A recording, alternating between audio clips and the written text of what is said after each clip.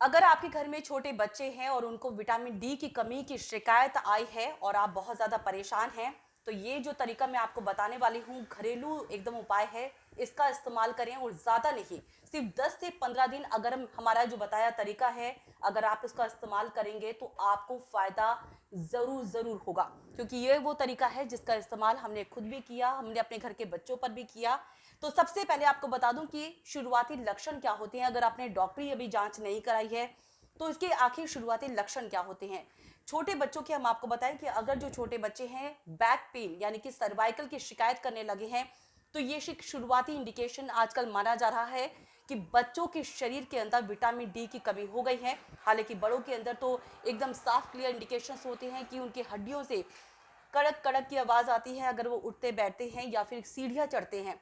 और अगर उनके हड्डियों में जॉइंट्स में दर्द रहता है बड़ों के, तो ये भी इंडिकेशन है कि विटामिन डी की कमी उनके शरीर में है। लेकिन जो बच्चे हैं उनमें ये परेशानी की वजह इसलिए बन गई है कि अब जो मैक्सिमम बच्चे हैं वो अपने शरीर के अंदर जो है वो शिकायत करने लगे हैं कि उनको बैक में पेन यानी कि सर्वाइकल के अंदर सर्वाइकल वाली परेशानी रहने लग गई है। तो डॉक्टर्स ये कहते हैं कि अब जो नेचुरल समय है यानी कि जो नेचुरल प्रोसेस होता है शरीर के अंदर विटामिन डी बनाने का, लोग वो समय अपने शरीर को नहीं दे पा रहे हैं। जो नेचुरल प्रोसेस है वो धूप के जरिए हमारे शरीर के अंदर विटामिन डी बनता है, लेकिन किसी भी समय आप धूप के अंदर बैठे तो आपको वो फायदा नहीं मिलेगा।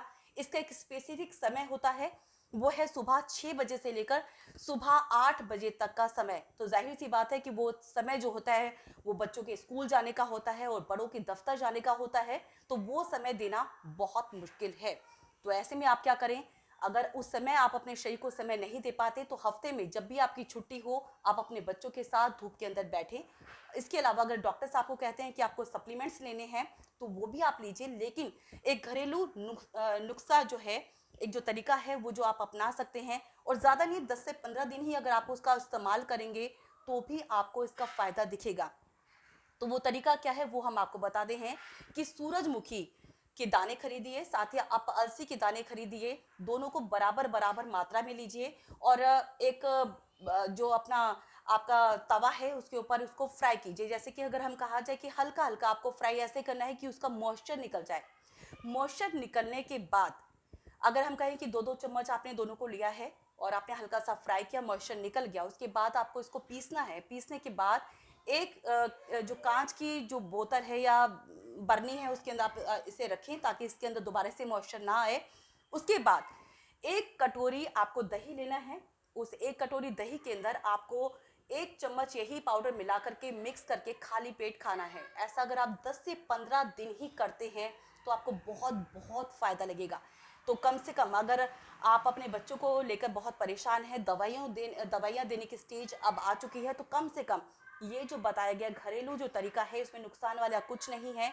कम से कम 10 से 15 दिन कीजिए, आपको ज़रूर फ़ायदा होगा। और इसी 10 से 15 दिन करवाने के बाद आप बच्चों की एक बार दोबारा से रिपोर्ट आप चेक कराएंगे तो आपको उसमें सुधार ज़रूर मिलेगा।